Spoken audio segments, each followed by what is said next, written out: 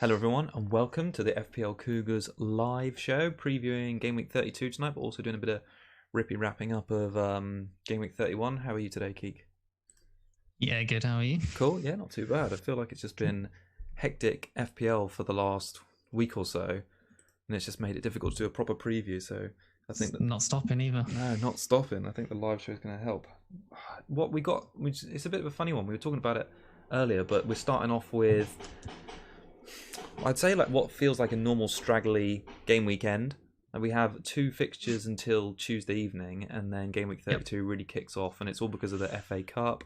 We've got injuries and lineups. We've also haven't had many press conferences today. How do we go about planning for this game week? Can we?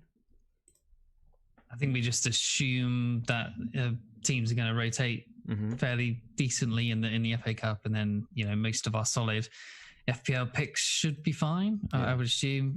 Hopefully, make sure you've got like at least one decent sub, two if preferable. But to be honest, if they are rotated out, I think they'll still probably get 5 to 10 minutes anyway with 5 subs. So I don't think rotation is too much to worry about for this week. But I guess we'll see. We'll see. Yeah. So I suppose if we cast back a little bit to game week 31, should we start there tonight and just have a little talk about that before we move on to 32. So we both played different chips. Do you want to go into why you played your free hit? Do you want to go into why you chose to play it this week and talk a little bit more about that? Just wanted a little bit more information of who was the starters, who were the bargains. I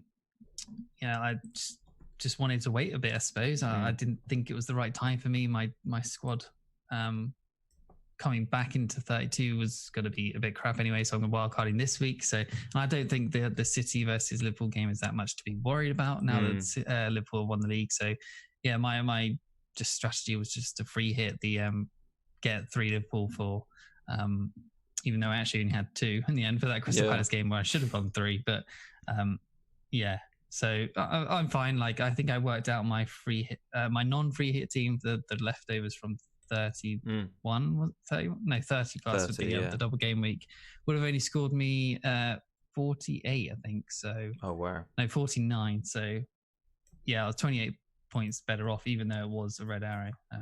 So what are you on overall now then? You say a red arrow, there couldn't have been a big one. Yeah, so I was 24k and I went back up to 25k, so 1k red arrow.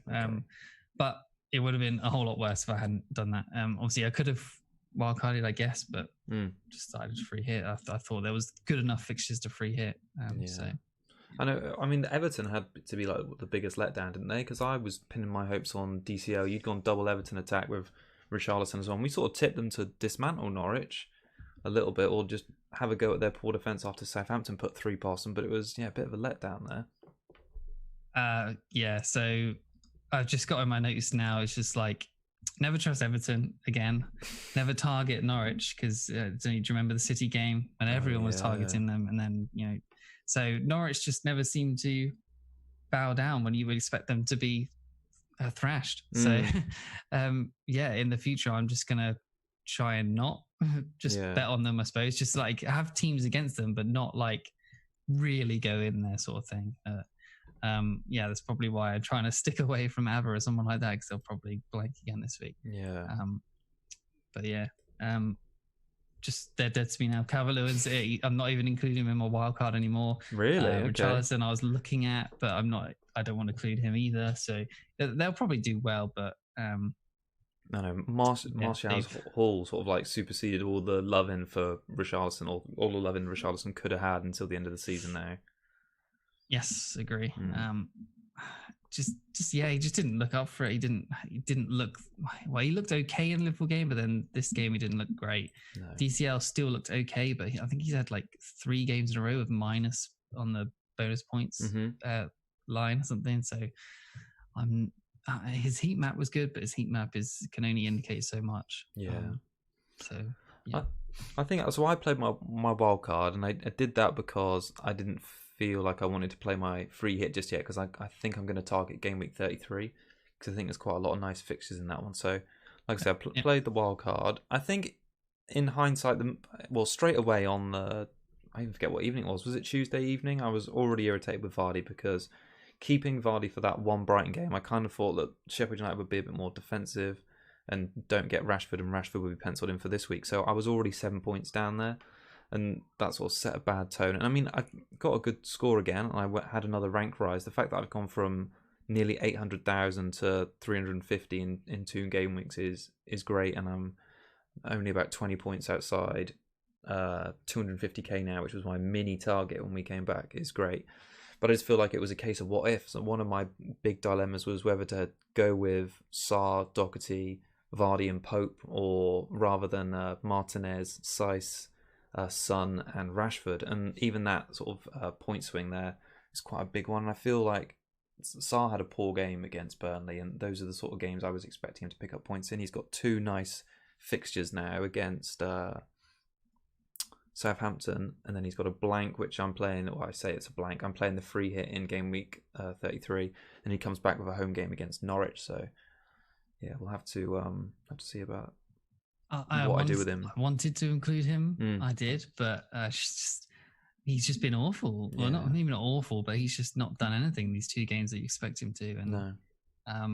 So I'm just expecting that to continue. To be honest, on my free hit, I had a lot of blunders as well, like you sort of have, I guess, on your wild card, where I chose 4.9 keepers. I have Pope or Foster to choose from, and I chose Foster. Both the same price. He was so flappy as well. Did you see the highlights? I haven't, but he was flapping all over the show. And then I chose Richarlison instead of Martial. The only Man United player I had blanked. Well, practically the rest of the team got returns. So Son was okay, but he was big budget. I was going to go for Pope and like Saiss as well instead of Lascelles. So I would have had another 6 points or something. So it's because I wanted one bench cover in Kiko, but then I just didn't go for that. And then I should have had Saiss and I would have had way more points. But whatever, it is what it is. Only a small red arrow, but it would have been much worse, obviously, without. So yeah, definitely. Fine. I also feel like it's a bit of a missed opportunity for Man United defence. So they've got 5 clean sheets in the last 7 now. Wan-Bissaka got that timely assist. I mean, the fact he's only got 3 all season sort of pales massively in comparison to TTA, but United's defensive form has been good, and their defence is still quite a differential status at the moment. So I think Wan-Bissaka is sitting around 15%. Maguire and David De Gea are still just over 10. I think there's some investment to be had there. I also think in terms of how you'd fit them into your team, I think there's quite a lot of space maybe to get them in your team before the end of the season. So I feel like a bit of a missed opportunity on that. And as maybe not this week, but definitely for the free hit and perhaps afterwards, I'm thinking about getting a Man United player in my defensive lineup. Have you got your eye on any one of those particularly? Looking at Wan-Bissaka, looking at Maguire, looking at De Gea as well. Actually, all of them. It's the triple. Yeah, the triple. It's so hard. I cannot decide between triple attack versus versus double attack and one defense. Like I think it's so hard. Like because which attacker do you leave out? Yeah. Like honestly, I think that is such a hard decision because Bruno did play further back with Pogba, and if he is going to play a little bit further back. Is his only appeal that depends? He will get some assists and stuff, but his appeal lessens because he's. But at the same time, he is on pens, he is on corners, free kicks. So, but then Martial is the striker out of position. Yeah, Rashford's looked really good too. And then there's the safety net of the one defense. And there's obviously quite a big difference in money between Wan-Bissaka and someone like Fernandes. So. Honestly, I'm really struggling with that decision. If anyone could show some light in the chat as well. I don't know. Honestly, what do you think on this? Yeah, it's really difficult. I think what Martial's got going for him as well, obviously, is the fact that he's getting the extra point for the goals. He's playing out of position in the middle, and he's also picking up the extra point for clean sheets. And you think United are definitely going to pick up more than a handful between now and the end of the season. So those extra points for the goal and the clean sheet are just going to come in over Rashford, especially when he's $1 million cheaper. I kind of feel like from here on he'll probably outscore Bruno until the end of the season. So I think if Is that Rashford or Martial? Sorry, Martial would probably outscore Bruno until the end of the season now. Because, like you say, with Pogba back in the team, it seems like Pogba's taken over some of the corner kick duties, and I imagine he'll be on some of the free kick duties as well. So that won't be such a monopoly for Bruno. So I kind of think if they can continue to feed Martial, he keeps getting the sort of chances and taking the chances he did against Sheffield United, he could be really good or looking really good until the end of the season. I mean, he played well in that Spurs game. He had 2 big chances, one of which was fed to him by Bruno in the box, and another one might have been Shaw or Rashford. Remember, and Lloris pulled off that worldy save. So, I mean, if either of those 2 had gone in, we could be talking about Martial firing back with 5 goals. So, yeah, I think he's looking like a really hot prospect at the moment. But for me, unless I take a hit or gamble on taking Bruno out now for him, it's taking a -4 where I don't really need to. I think in my latest draft, I've got Rashford, Martial, and Wan-Bissaka maybe. So I've left Fernandes out. Yeah. Don't know if that's the right decision, but shall I pull up your latest wildcard draft on screen so we can show a little bit of it? So I've just popped it up now. So yeah, I suppose it's slightly behind my latest one of my tinkering during the day, but yeah. It's at that point it's the 3 attackers, because I'm just like a fear of missing out on one. Yeah. Doherty's causing me a problem as well at the moment, because I feel it's typical. I picked him over Sice for the attacking returns, and in one I've only had 1 game sample size owning Doherty, but it was frustrating to see 4.6 million Sice get a yellow card and still get a bonus point because he's just a bonus magnet, and then score the same as Doherty for that nearly 2 million more. And I know I haven't owned him for his big haul, so it's probably not quite right to judge yet. But when you see that happen and you've spent so much more on a player, it's a bit disappointing. Their defense though, Wolves, if you haven't got a Wolves defender, you really need to get on them. So since Bolly's come back into the time, they're just a colossus. So shots conceded in the box per game, it's about 6.8. Big chances conceded per game, 1.2, and then goals conceded per game, 0.5. And so in the games without Bolly this season, they've only kept 1 clean sheet, and goals conceded per game were up about 1.6. So he's made such a massive difference, and their fixtures are looking really strong. Similar to United's, they're up against Villa next, obviously scrapping for their lives. But I don't know, double Wolves defense crossed your mind on the wild card? Patricio's not a bad price in goal. It has, yeah. I don't know. I just feel like that defense. Surely that run of clean sheets is going to run out at some point soon, right? Maybe. And then, yeah, they've been so consistent. But then as soon as you think, oh, yeah, it's safe to double up on them, they'll probably start conceding. But their fixtures are good. Yeah. And I think it's hard not to have Doherty for sure. Because I think he even looks like a good captaincy chance this week. Because I think Villa give up a lot of chances on target side or something with obviously with Traore as well. So, yeah, Doherty could do something. If he gets an assist as well again this week in a clean sheet, that's a decent possible 24-point haul. I like how you're thinking about that. Problem is, like, they play the first game, and if he blanks, then that's a worry. But we might get some early team news, and it is one of the only games that is played before the FA Cup. So yeah, a captain in the Wolves game does seem quite good. But then again, like, you have Rashford captain there. Yeah, I was sort of looking at him as well as a captain option because I don't know, I just fancy him in this game. Yeah, well, I mean, it's funny. I think all the talk has been on Martial, and like I said a minute ago, he's obviously a great pick. So he gets that extra point for a goal and a clean sheet. But Rashford himself scored 9 points, set up to a Martial's, had that open goal and fluffed it, and had another really good chance, which Pogba put him through. So on another day, if he takes those 2 chances, we'd all be speaking about Rashford still. So I think, not to discount him. Ollie obviously really likes him. He's come off early as well to rest him. We don't think he'll start in the FA Cup, do we? You sort of talked me out of that. I sort of think they'd be going for it, but yeah, maybe a Garlo will come in. I think they'll rotate massively. They've got a big squad, so yeah, I think top 4 is the goal still. Even though Chelsea did win and they're 5 5 points ahead now, I think, or something. Maybe but even 6. I can't remember. Yeah, United still have to go for the top 4. So FA Cup's just something else on the side. So they've got enough quality with Andreas, all those players. I don't know why I'm just saying him, but Mata, Igalo, all to come in, Lingard as well. Yeah. So even Fred and McTominay, that's a good team still. So yeah, definitely. I quite like your Nketiah pick on your wild card. I thought he well, it was an awful mistake by McCarthy yesterday, but the fact that he's been playing up front centrally in an Arsenal team at 4.4 million, keeping Lacazette out of the team is a really, really good sign. And up against Norwich at home, I think he's quite a smart pick. Do you think he's someone you'd play, I don't know, in a game like the Norwich one, I suppose, and then bench for trickier away games? Probably wouldn't even still play him. I think he's just a good option as like a first bench. Right. If I did that squad there, I would have no idea who to bench for him. That's for sure. Yeah. Like, who on earth would I bench in that team? Maybe Aurier, but not even that likely. No, yeah.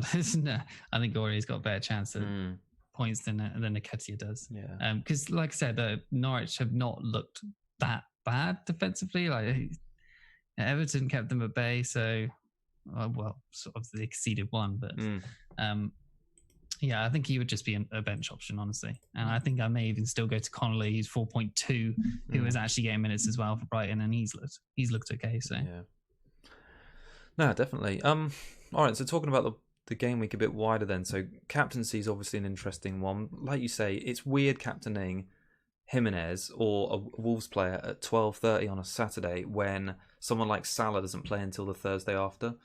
I think it's an unusual one. Like, Salah's come back into my thinking as a captaincy option just because of all the games City have got and Liverpool have got this week's rest to recover from all their hangovers. And I kind of wonder if they're going to go to the Etihad and want to lay down a bit of a marker. And Man City's defence last night for those 2 goals was... Well, it's part of the reason why they've not retained the title this season. It was just shambolic, wasn't it? Mendy's attempts to stop Pulisic and then the sort of scrappiness that led up to the second goal and...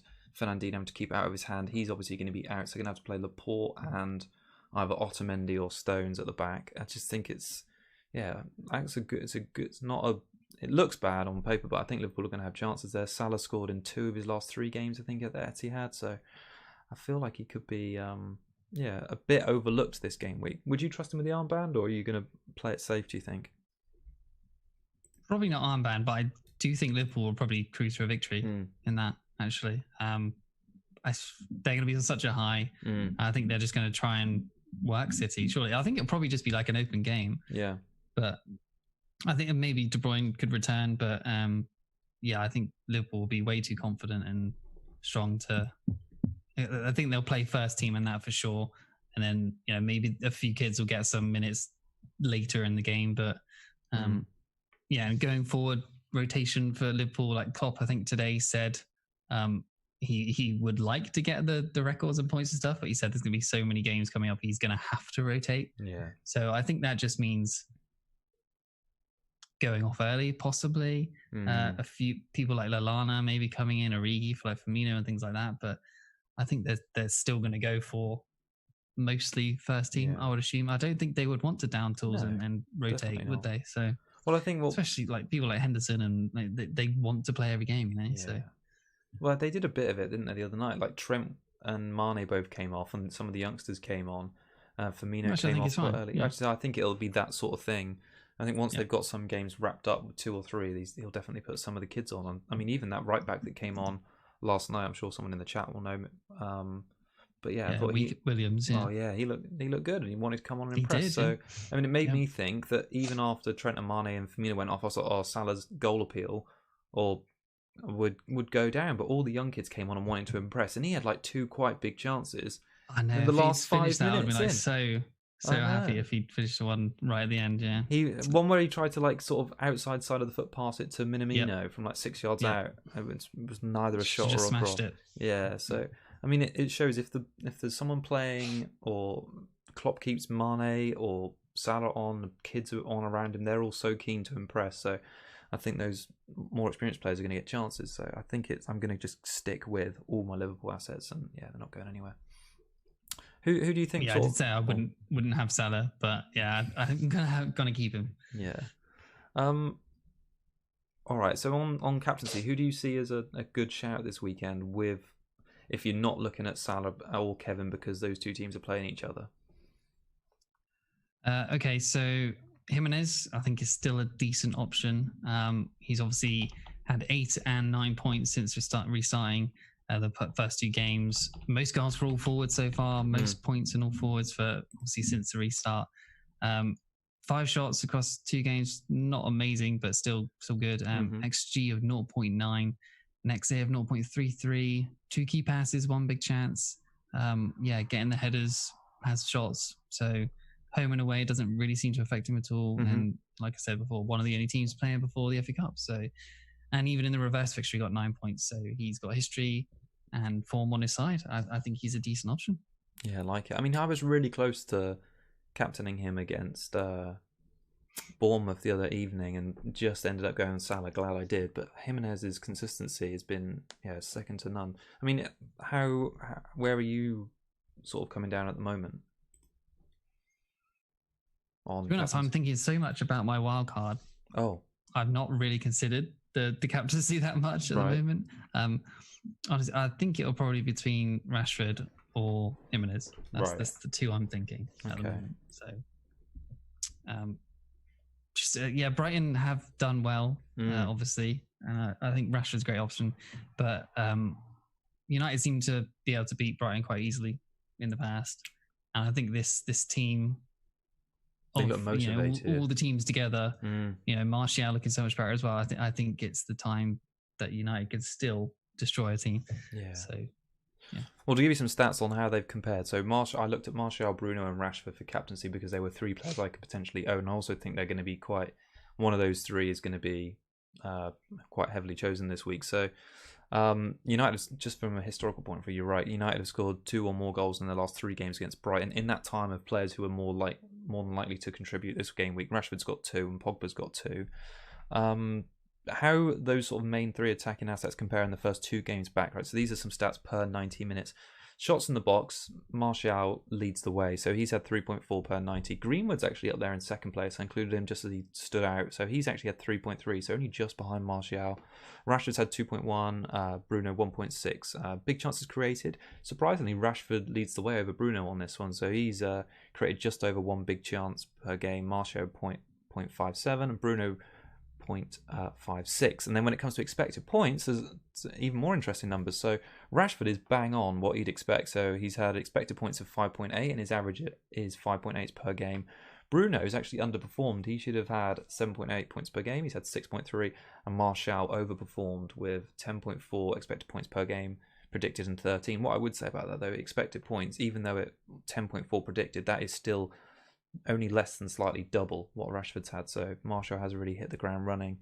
I kind of feel like with his goal tally now sat at 14, I think he's the 3rd highest for midfield goal scorers after both Mane and Salah for this season. So I think there's quite a lot of incentive for him to push on towards Vardy, who, as we both know, is stuttering like anything at the top of the goal scorer chance. So chance for Martial. First hat-trick since Alex Ferguson left. Yeah.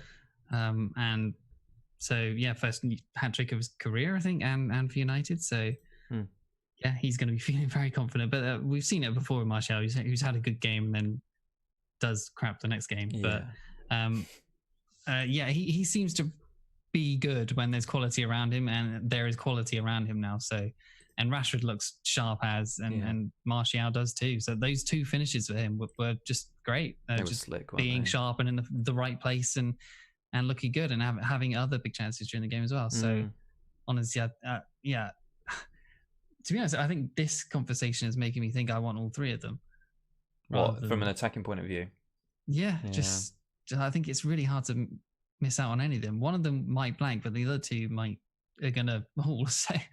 I think I want all 3, but we'll see. We'll see. Well, I suppose also if you've got 2 midfielders, you're getting half what would be a clean sheet return from a defender anyway. So that's maybe something to think about. In terms of other captaincy options this week, I think it feels difficult to say this because I've not liked him recently, but Aubameyang has surely got to do something against Norwich. So I think he's been kind of unlucky. So he was hacked down when clean through against Saints. His XG is the highest of all players who haven't scored since the restart. And surprisingly, he's had a higher XG than Jimenez, who's obviously got 2 goals. He's actually the second highest for rate of chances since the comeback as well. 20 minutes per chance is only second to Calvin Lewis, who's on like 19.9. And I don't know, he looks good. His home form, or looks good stats wise, I should say, because he's not obviously had the end product yet. He did miss a bit of a glaring chance against Southampton, didn't he? We just whacked the bar from about 6 yards. Norwich obviously looking really poor. Lost 5 of the last 6 away games. And Aubameyang's last 6 home games, he's blanked in 3 of them, which is not that great for a reliable captain. But the ones he has returned in, 13, 9 and 8 were his scores. So yeah, he can put up a decent score on his day. Have you lost a bit of, well, I suppose you're not going anywhere near Aubameyang now after having him for the bench boost, but surely if people have still got him, he's got to redeem himself? Yeah, if you've got him, I think you put it on him this week, the captaincy. I think if you have him, you would have kept him for these 2 games, and you probably captained him maybe last week as well. But yeah, so I think he has to be a consideration at least. And I think, yeah, like you said, he has looked a bit unlucky, and there looks like there's a haul coming soon for him. So I think you'd be really annoyed if you kept him for these weeks and not to captain him and to lose his haul. But maybe he's enough to just own him at this point. A lot of people are getting away from him from wildcard, free hits and all that sort of stuff. So maybe it's enough to just have him and be happy with a haul if it comes, and then look for a captaincy haul somewhere else. So, but I think, yeah, he's a good option. But like I said earlier, betting against Norwich when you think it's going to be a haul is a bad shout. Yeah. So you've done, I mean, I'm a bit regretful I didn't pick up Martinez on my wildcard, because it feels like because he's 4-2, there's a lot of value there to be had, or spread the funds elsewhere in the team. You haven't picked him on your wildcard, you've opted for Pope, but I don't know, is he someone you might consider? Arsenal's fixtures aren't too bad. The defence can be good at times. Obviously, Luis has signed that new contract, but before the break, they were looking quite good defensively. Yeah, I've had sort of drafts with Edison in a goal and then Martinez as well. So then I would play Martinez this week. I think he's a great option. I don't think he's would be your only keeper if you have a button as well. Yeah. So I think he's a backup. With Martinez and Foster rotate really well. Okay. If you can go 4.2 and 4.9, I think that's good. But yeah, I think he's a good option, and why not pick him if you can? That's fine. No, okay. Any more captaincy shouts you reckon for this weekend? Anyone looking good? I think unless you want to make a ballsy move on a Man City Liverpool player, I think sort of the key areas to look at are Arsenal, Wolves, maybe Chelsea. What do you think about Pulisic? Yeah. I was about to say maybe Pulisic. I'm debating having him in my squad at the moment completely. It would mean taking out Fernandes to get Pulisic in, and then there'll just be upgrades elsewhere. And I think that maybe it makes it more balanced, possibly, and then I'd get one defender from United as well. But there's something about Pulisic I can never really trust. But I don't know if I should just trust his form. Yeah. Because he does look good right now, and he does seem to be first choice, playing very, very high up. He was always the man who was on the counter when they were countering from a corner and things like that. He was always the furthest up the pitch. Yeah. So, yeah, I do like him at the moment, and maybe I just need to forget the fact that I don't trust him.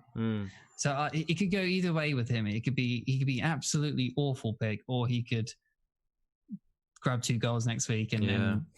Yeah, I'd be super happy. I think the next 2 at least are really good fixtures. I can't remember who the next one was. They've got West Ham. They're away at West Ham this weekend, which is a great fixture. And then I think after that, I mean it's a big pitch there. I could see them hitting them on the counter attack with Pulisic.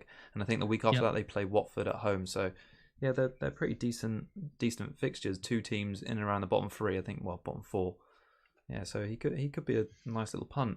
But like you say, there was a time, wasn't there, where earlier this season he started doing really well. He was drafted in by hundreds of thousands, and he just went on like blank after blank after blank.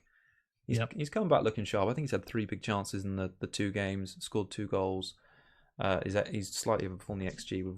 He had 1.6 XG, and he's obviously scored the 2. But I do quite like him. And if he is looking to sort of establish himself again after having that big breakthrough injury before the new season, and who's the lad they bought from Ajax coming in? I've just totally blanked on his name. Ziyech, yeah. So I imagine he and Ziyech, if Willian looks like he's going to leave on a free transfer on the wings next season, maybe. So yeah, I think Willian's staying, as far as I know. Oh, okay. And I know Pedro's gone. He's gone to Roma now, so I assume Willian would probably stay. But there's so many options there. There's obviously Ruben Loftus-Cheek as well, and Mount and everyone. Yeah. So, but he's got a good price point as well. 7 million. There's players around him you can go to if he does fail dramatically. There's Sarr. There's Mount still. Oh man, I don't know about Sarr anymore. Had him for one game and I'm disappointed. No shots and no key passes or anything yesterday. I was thinking that they need a talisman, and I don't know. I thought Sarr might be it, and a cheeky differential at 2% ownership. He's got to do something in these Southampton and Norwich games because, I've not 2% ownership. I've invested some money in it. Yeah, he's super low. He was my little. Surely he's not. He was my little golden egg. Yeah, he's 2.2%. Wow, I didn't think he was that low. Okay, yeah, he was my little golden egg yesterday, and then absolutely nothing. And it was Nick Pope again who was the golden egg. I need more golden eggs. Anyway, so Notorious Nerd made a good point in the chat. He said, bit of concern about the FA Cup game. Chelsea against Leicester, managers may field strong 11s. I feel like Chelsea have probably got a bit more depth of squad to fill it out, and Leicester would. I think Leicester are going to take that very seriously, more so than Chelsea, because Chelsea want to ensure they keep a good lead on United and Wolves. Yeah. Top four is their priority as well. Although Spurs Leicester only 1 point ahead of Chelsea, aren't they? Now I believe because of the weekend. So maybe not. Maybe they both take it equally seriously. But it's worth considering there might be some injuries picked up there.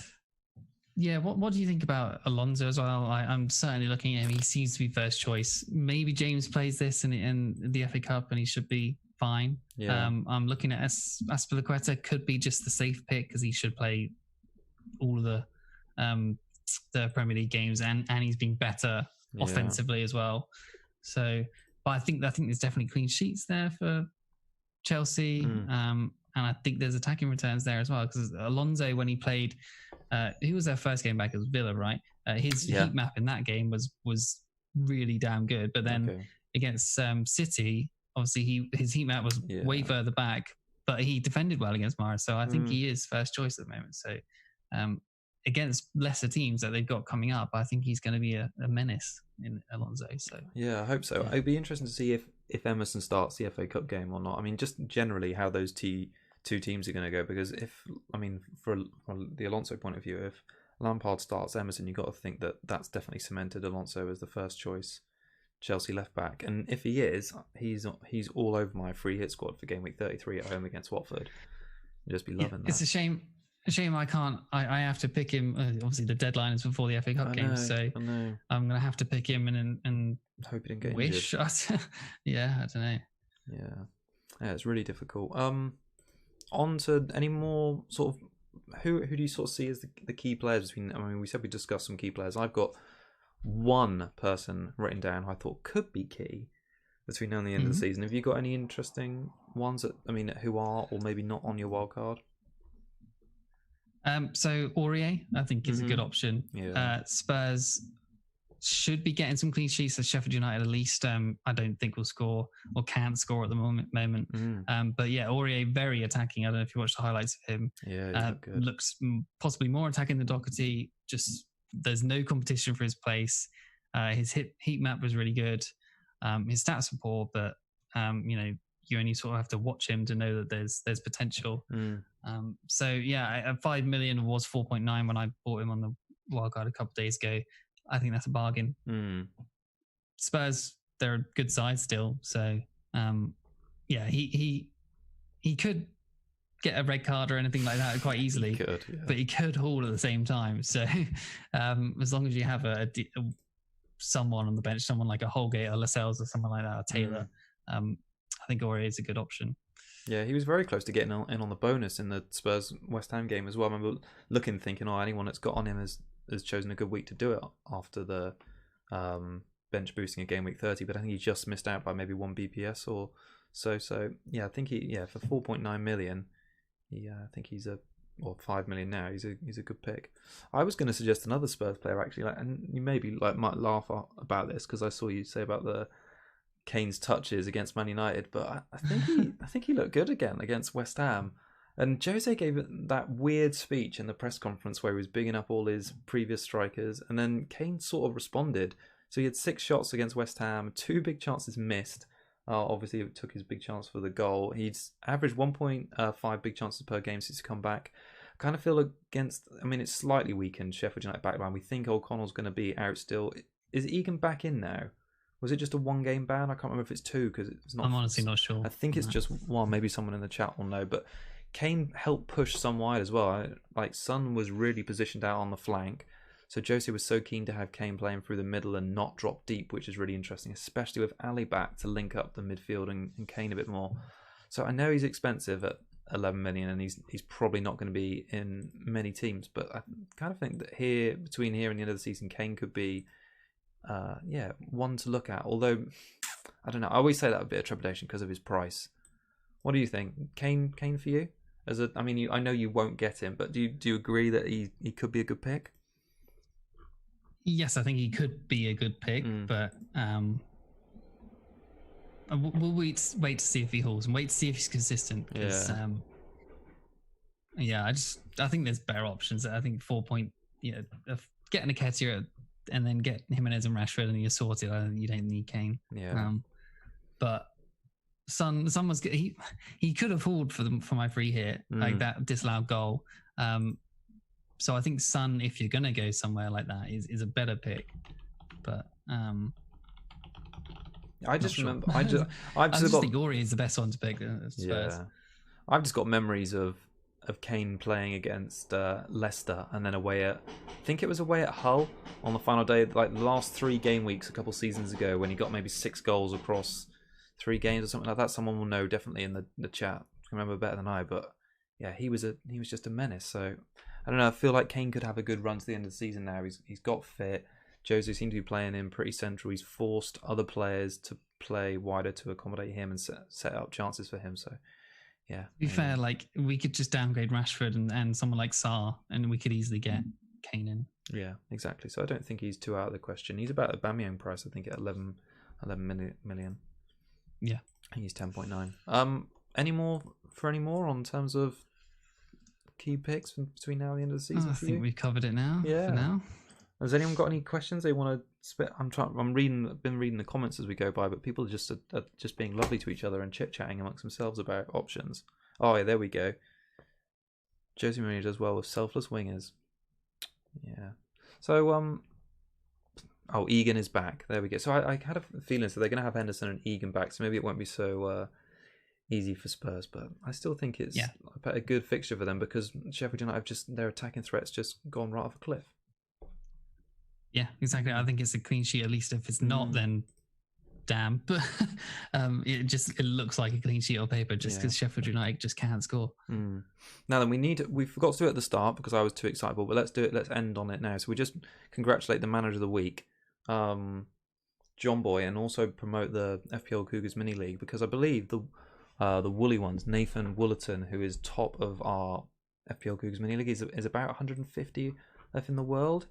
And he's doing really well. Yeah, absolutely fantastic season so far for him. I think 196, that's what it was. And John Boy, do you want to talk a little bit about his bench boost? Because he had a really massive game week on a non-double. Yeah.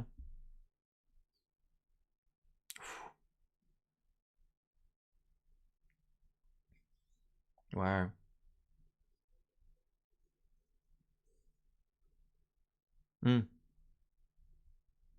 Nice.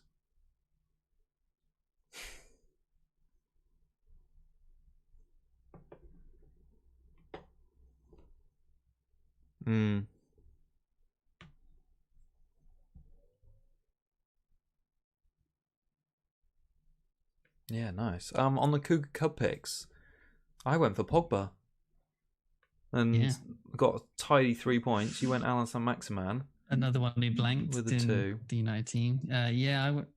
Who did I go for? Oh, yeah, Alan St. Maximan. Yeah. So I'm trailing you by 1 now for the season, and we've got about 8 game weeks to go. 111 for me, 112 for you. This is where, for anyone who might be new, is where Kieran and I both pick a differential for the game week. Got to be less than 15% owned, and we usually top up the scores per month and then also per season. So it's actually been really close. So I'm kind of surprised. Who are you picking this week? Oh, you've put me on the spot a little bit. I did have a few ideas about who I might pick, but it's a difficult one because I was going to go for someone who you surprised me by having in your wild card, and I was going to pick Nketiah, so I'm not going to pick him anymore. Do you want to go first? Because I think I went first last time. So mine was going to be Pulisic, but I think I'm going to pick him. I think so. I'm just going to go with Son instead because I don't think I'm going to have him in my wild card because I can't pick him. Okay. So I can't afford him. Sorry, 8% Sheffield United away. All right, I'm going to go for Traore at Wolves as my pick because I don't think you're going to get him, and it'd be a nice Saturday game to get my Cougar Cub off to a good start. Cool. Yep. Yeah. All right. Nice. Is there any more you want to add before we wrap up tonight? No, I think we covered. It feels weird recording on a Friday, doesn't it? Quite like it though. Friday evening. Friday evening. Yeah, I know. Weird. All right. Well, hope everyone has a great game week. It's just such a long one. We'll be back, won't we? Probably maybe next Friday again. Oh my God, can you imagine? Because then it's the game week right after. I know you're shaking your head, but maybe just next whenever. Friday. We'll just be whenever, guys. It'll just be whenever. It's crazy. Yeah, I know. Well, maybe we'll do a midweek stream and then we'll surprise you guys, but we'll let you know. Subscribe to the YouTube channel. I usually put up the community posts on there and let people know when we're recording and going live. So, yeah, we'll do that.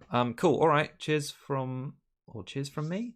Cheers from me. Yeah, cheers does that work? Okay. All right. Bye, guys. Thank you.